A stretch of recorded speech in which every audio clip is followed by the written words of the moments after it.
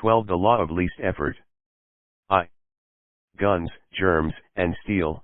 Anthropologist and biologist Jared Diamond points out a simple fact: different continents have different shapes.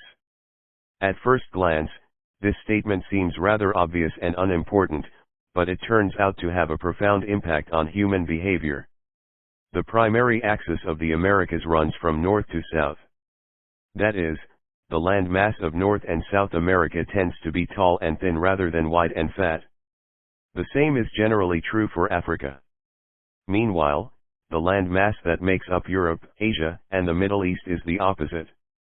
This massive stretch of land tends to be more east-west in shape. According to Diamond, this difference in shape played a significant role in the spread of agriculture over the centuries. When agriculture began to spread around the globe, farmers had an easier time expanding along east-west routes than along north-south ones. This is because locations along the same latitude generally share similar climates, amounts of sunlight and rainfall, and changes in season. These factors allowed farmers in Europe and Asia to domesticate a few crops and grow them along the entire stretch of land from France to China. And his award-winning book, The Shape of Human Behavior. Figure 13, the primary axis of Europe and Asia is east-west. The primary axis of the Americas and Africa is north-south.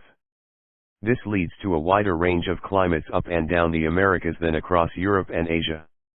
As a result, agriculture spread nearly twice as fast across Europe and Asia than it did elsewhere. The behavior of farmers even across hundreds or thousands of years was constrained by the amount of friction in the environment. By comparison, the climate varies greatly when traveling from north to south. Just imagine how different the weather is in Florida compared to Canada. You can be the most talented farmer in the world, but it won't help you grow Florida oranges in the Canadian winter. Snow is a poor substitute for soil. In order to spread crops along north-south routes, farmers would need to find and domesticate new plants whenever the climate changed. As a result, agriculture spread 2 to 3 times faster across Asia and Europe than it did up and down the Americas. Over the span of centuries, this small difference had a very big impact. Increased food production allowed for more rapid population growth. With more people, these cultures were able to build stronger armies and were better equipped to develop new technologies. The changes started out small: a crop that spread slightly farther, a population that grew slightly faster, but compounded into substantial differences over time. The spread of agriculture provides an example of the third law of behavior change on a global scale. Conventional wisdom holds that motivation is the key to habit change. Maybe if you really wanted it, you'd actually do it. But the truth is, our real motivation is to be lazy and to do what is convenient. And despite what the latest productivity bestseller will tell you, this is a smart strategy, not a dumb one. Energy is precious, and the brain is wired to conserve it whenever possible.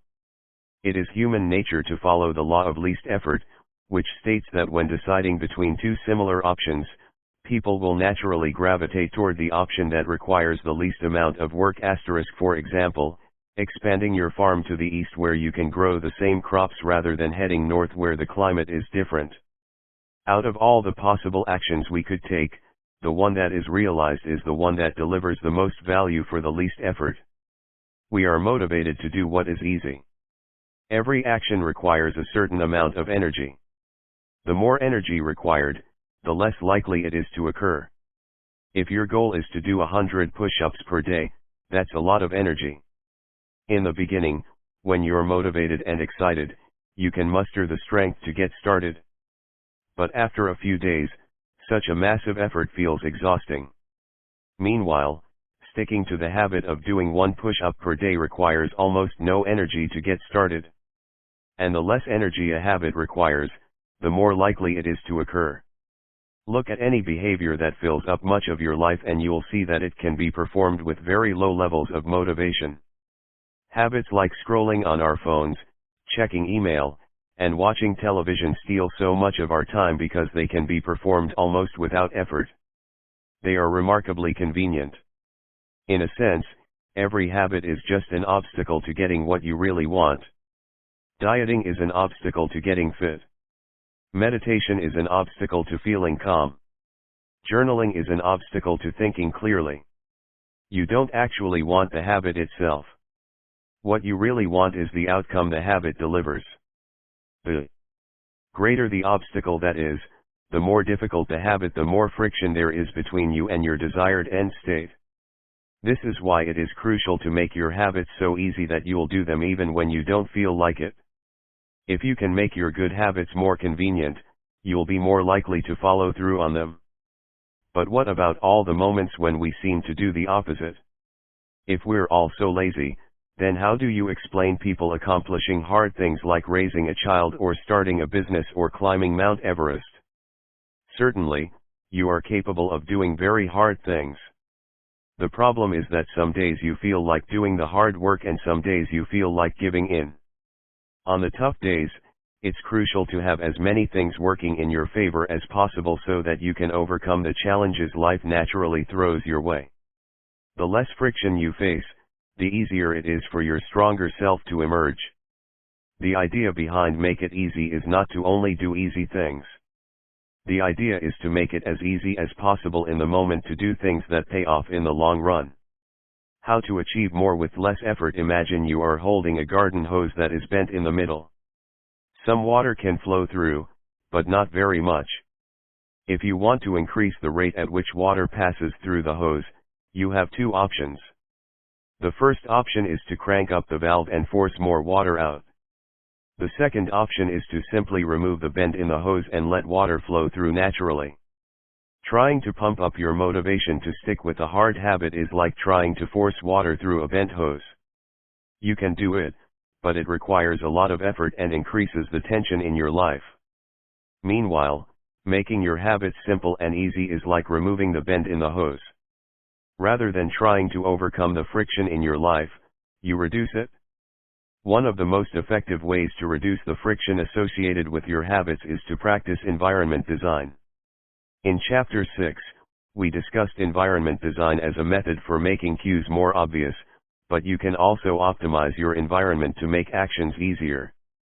For example, when deciding where to practice a new habit, it is best to choose a place that is already along the path of your daily routine. Habits are easier to build when they fit into the flow of your life. You are more likely to go to the gym if it is on your way to work because stopping doesn't add much friction to your lifestyle. By comparison, if the gym is off the path of your normal commute even by just a few blocks, now you're going out of your way to get there. Perhaps even more effective is reducing the friction within your home or office. Too often, we try to start habits in high-friction environments. We try to follow a strict diet while we are out to dinner with friends. We try to write a book in a chaotic household. We try to concentrate while using a smartphone filled with distractions. It doesn't have to be this way. We can remove the points of friction that hold us back. This is precisely what electronics manufacturers in Japan began to do in the 1970s. In an article published in the New Yorker titled Better All the Time, James Tsuroyuki writes, Japanese firms emphasized what came to be known as lean production, relentlessly looking to remove waste of all kinds from the production process, down to redesigning workspaces, so workers didn't have to waste time twisting and turning to reach their tools. The result was that Japanese factories were more efficient and Japanese products were more reliable than American ones. In 1974, service calls for American-made color televisions were 5 times as common as for Japanese televisions. By 1979, it took American workers 3 times as long to assemble their sets.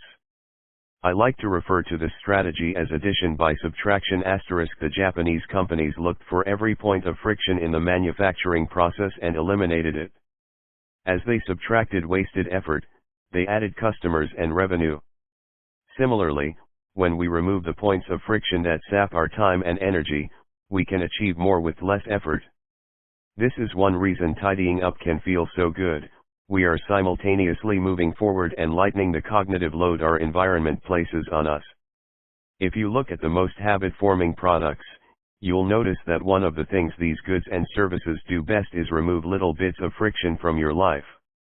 Meal delivery services reduce the friction of shopping for groceries. Dating apps reduce the friction of making social introductions. Ride-sharing services reduce the friction of getting across town. Text messaging reduces the friction of sending a letter in the mail.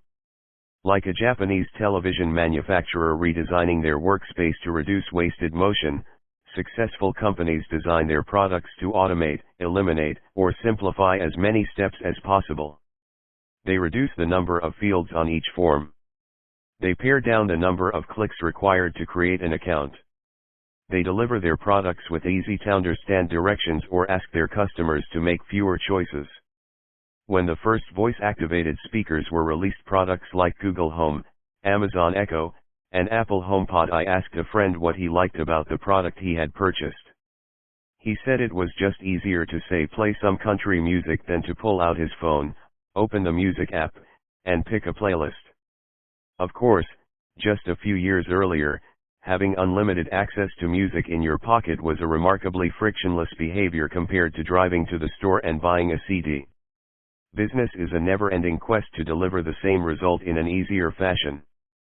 Similar strategies have been used effectively by governments. When the British government wanted to increase tax collection rates, they switched from sending citizens to a web page where the tax form could be downloaded to linking directly to the form. Reducing that one step in the process increased the response rate from 19.2% to 23.4%. For a country like the United Kingdom, those percentage points represent millions in tax revenue. The central idea is to create an environment where doing the right thing is as easy as possible. Much of the battle of building better habits comes down to finding ways to reduce the friction associated with our good habits and increase the friction associated with our bad ones. Prime the environment for future use. Oswald Nichols is an IT developer from Natchez, Mississippi. He is also someone who understands the power of priming his environment. Nichols dialed in his cleaning habits by following a strategy he refers to as resetting the room. For instance, when he finishes watching television, he places the remote back on the TV stand, arranges the pillows on the couch, and folds the blanket. When he leaves his car, he throws any trash away. Whenever he takes a shower, he wipes down the toilet while the shower is warming up. As he notes, the perfect time to clean the toilet is right before you wash yourself in the shower anyway. The purpose of resetting each room is not simply to clean up after the last action, but to prepare for the next action. When I walk into a room, everything is in its right place, Nichols wrote. Because I do this every day in every room, stuff always stays in good shape. People think I work hard, but I'm actually really lazy. I'm just proactively lazy. It gives you so much time back. Whenever you organize a space for its intended purpose, you are priming it to make the next action easy. For instance, my wife keeps a box of greeting cards that are presorted by occasion: birthday, sympathy, wedding, graduation, and more. Whenever necessary, she grabs an appropriate card and sends it off. She is incredibly good at remembering to send cards because she has reduced the friction of doing so. For years, I was the opposite. Someone would have a baby and I would think, I should send a card. But then weeks would pass and by the time I remembered to pick one up at the store, it was too late. The habit wasn't easy. There are many ways to prime your environment so it's ready for immediate use. If you want to cook a healthy breakfast, place the skillet on the stove, set the cooking spray on the counter, and lay out any plates and utensils you'll need the night before. When you wake up, making breakfast will be easy. Want to draw more? Put your pencils, pens, notebooks, and drawing tools on top of your desk, within easy reach. Want to exercise? Set out your workout clothes, shoes, gym bag, and water bottle ahead of time.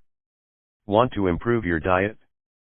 Chop up a ton of fruits and vegetables on weekends and pack them in containers, so you have easy access to healthy, ready-to-eat options during the week. These are simple ways to make the good habit the path of least resistance. You can also invert this principle and prime the environment to make bad behaviors difficult. If you find yourself watching too much television, for example, then unplug it after each use. Only plug it back in if you can say out loud the name of the show you want to watch. This setup creates just enough friction to prevent mindless viewing. If that doesn't do it, you can take it a step further. Unplug the television and take the batteries out of the remote after each use, so it takes an extra 10 seconds to turn it back on. And if you're really hardcore, move the television out of the living room and into a closet after each use. You can be sure you'll only take it out when you really want to watch something. The greater the friction, the less likely the habit. Whenever possible, I leave my phone in a different room until lunch. When it's right next to me, I'll check it all morning for no reason at all. But when it is in another room, I rarely think about it. And the friction is high enough that I won't go get it without a reason. As a result, I get 3 to 4 hours each morning when I can work without interruption. If sticking your phone in another room doesn't seem like enough, tell a friend or family member to hide it from you for a few hours. Ask a coworker to keep it at their desk in the morning and give it back to you at lunch. It is remarkable how little friction is required to prevent unwanted behavior. When I hide beer in the back of the fridge where I can't see it, I drink less. When I delete social media apps from my phone, it can be weeks before I download them again and log in. These tricks are unlikely to curb a true addiction, but for many of us, a little bit of friction can be the difference between sticking with a good habit or sliding into a bad one. Imagine the cumulative impact of making dozens of these changes and living in an environment designed to make the good behaviors easier and the bad behaviors harder. Whether we are approaching behavior change as an individual, a parent, a coach, or a leader, we should ask ourselves the same question: how can we design a world where it's easy to do what's right? Redesign your life so the actions that matter most are also the actions that are easiest to do. Chapter Summary. Human behavior follows the law of least effort. We will naturally gravitate toward the option that requires the least amount of work. Create an environment where doing the right thing is as easy as possible.